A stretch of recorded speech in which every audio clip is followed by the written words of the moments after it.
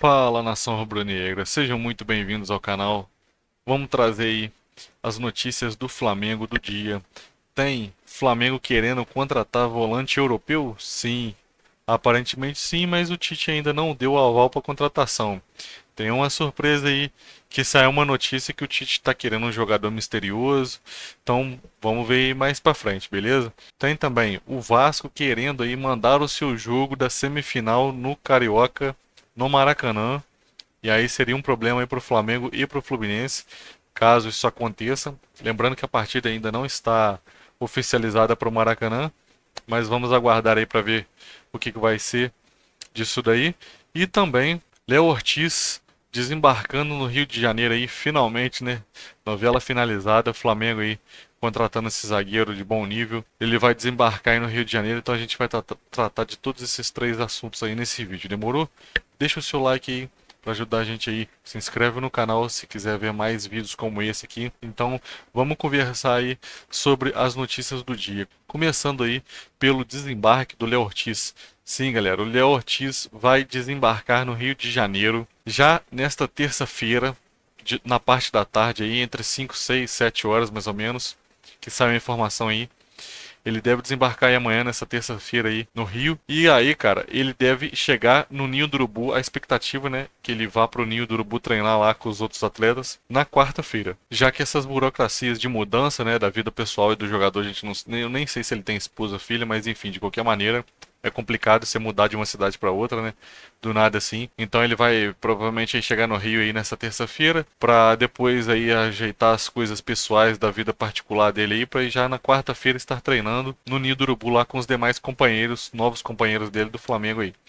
E aí, cara, ele pode ser inscrito ainda no jogo para jogar o jogo do Fla-Flu aí no fim de semana, né? No Campeonato Carioca ele pode, lembrando aí que ele pode ser utilizado caso o Tite queira, né? E caso dê tempo de fazer a inscrição, se eu não me engano, é até quinta-feira.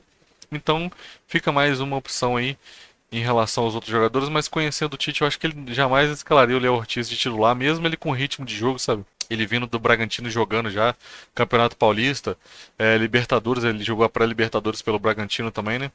E eu duvido pelo método de trabalhar do Tite que ele já vai chegar colocando o Léo Ortiz de titular no Fla-Flu. Seria muito surpreendente para mim se o Tite fizesse isso, mas ele é bom ter ele pelo menos no banco ali, né? Se caso aconteça alguma coisa com um dos dois zagueiros, que o Fabrício Bruno tá machucado, a gente não sabe se ele vai jogar, se ele vai ter condições de jogar o jogo do Fluminense ainda nas semifinais lá. Então, fica a dúvida aí pro Fabrício Bruno. Se ele não jogar, o Davi Luiz deve jogar aí junto com o Léo Pereira de titular, né? E aí o Flamengo ficaria sem opção no banco. Então seria uma boa aí se o Flamengo conseguisse inscrever ele a tempo para poder entrar nesse jogo aí, pelo menos no banco de reserva, para dar uma opção ali pro Tite. Seguindo pro próximo assunto aí, galera. O Flamengo está querendo um volante europeu. Saiu em tudo quanto é lugar da mídia aí. Um cara que é português, né? Joga no Real Betis.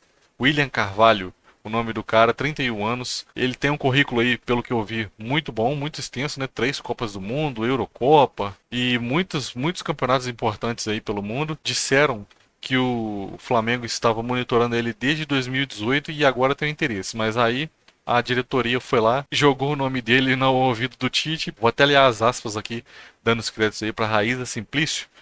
Ela disse assim, ó: de fato o Flamengo está olhando para nomes para o meio-campo.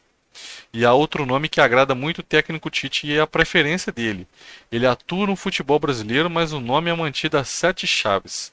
O Tite já indicou para a diretoria que esse jogador agrada muito. Vou repetir, é um jogador que atua no futebol brasileiro.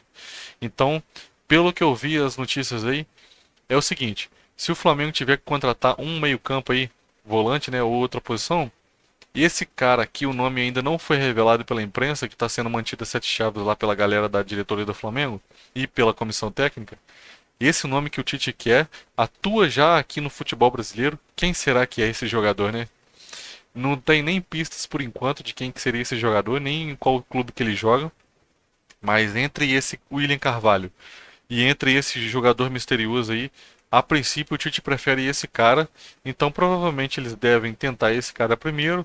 Se não der, deve partir para cima aí desse William Carvalho aí, que saiu notícia aí, toda a mídia está repercutindo aí. Saiu lá na imprensa espanhola primeiro, depois veio para a imprensa portuguesa, depois veio para a imprensa do Brasil e viralizou essa notícia aí, todo mundo comentando. Eu vi até o canal do João Guilherme também, ele falando que acompanha a carreira do jogador. Ele disse lá no canal dele que o jogador é um jogador muito bom, mas é aquele cara que não é craque, né? Ele cara é um cara mais de marcação, mais pegador. Eu confesso que eu não conheço, nunca tinha nem ouvido falar desse jogador, não faço nem ideia se ele é um cara bom ou não, mas pelo que eu vi de quem acompanha a carreira dele, sim, é um bom jogador que agregaria muito para o Flamengo. E aí a opinião minha aqui, um volante para mim seria necessário por enquanto? Pode ser, cara. Pode ser. Eu aceitaria se não comprometer. Sempre assim, se não comprometer as finanças do clube e puder trazer um cara bom, que traga.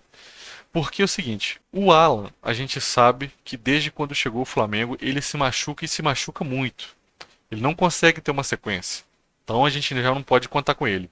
O Igor Jesus é um jogador muito promissor, mas tem apenas 3 jogos assim que ele jogou bem. Até e tomara que ele se firme, né? Mas a gente não pode afirmar com certeza ainda de que ele vai deslanchar no Flamengo a ponto de ser um cara de confiança mesmo para poder ser opção ou mesmo até ser titular daquela posição ali. Então você tira o Igor Jesus por enquanto, tira o Alan que vive machucado e o Pulgar que é um excelente jogador, mas toma cartão amarelo todo jogo. A cada 3 jogos ele toma 3 cartões e é suspenso no jogo seguinte. O Flamengo fica aí, ao meu ver, com uma carência razoável na posição de volante aí. Então, se puder trazer antes de fechar a janela aí, quem sabe, né? Às vezes o Léo Ortiz não foi a última contratação do Flamengo na janela. Até agora o Flamengo contratou 3 jogadores de peso, que foi o Vinha aí, De La Cruz e agora o Léo Ortiz. E eu espero, cara, que até o fechamento da janela aí, o Flamengo consiga mais um aí jogador, pelo menos, né? Porque aí o elenco já está já está top. O elenco já está top. Ficaria uma maravilha.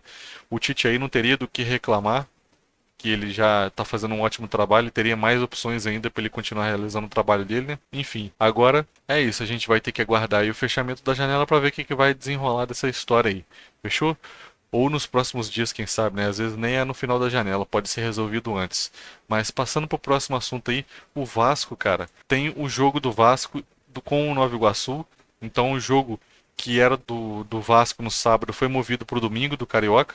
E o do Fla-Flu, que era no domingo, foi movido para o sábado. Rolou uma inversão aí no primeiro jogo das semifinais do Carioca, devido aí ao jogo da Copa do Brasil do Vasco, que seria na quinta-feira. E aí, cara, temos um problema. O Vasco, pelo que eu vi, requisitou jogar no Maracanã contra o Nova Iguaçu. E é aquilo, né, rapaziada? Pelo amor de Deus, se o Vasco conseguir chegar no Maracanã e jogar, eles vão destruir o gramado e não vai dar tempo de recuperar para o jogo seguinte, que é o clássico do domingo. 2 jogos seguidos, um dia depois do outro, vai castigar bastante o gramado aí.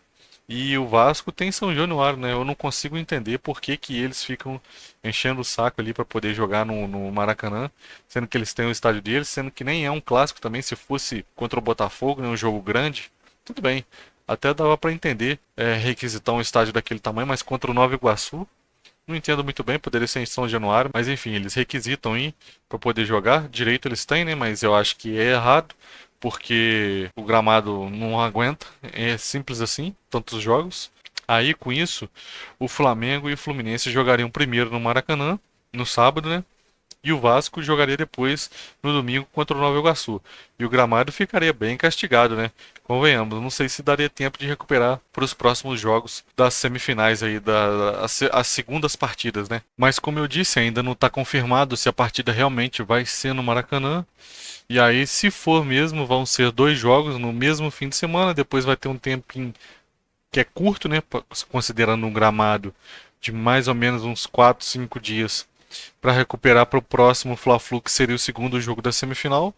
Então a gente vai ver o desenrolar nos próximos dias aí que a Justiça Esportiva, o STJD, vai conceder aí ao Vasco, se vai liberar para eles jogarem lá ou não. Beleza? Se chegou até aqui, deixa o seu like, comenta a sua opinião sobre esses assuntos. Tamo junto, até o próximo vídeo. Valeu!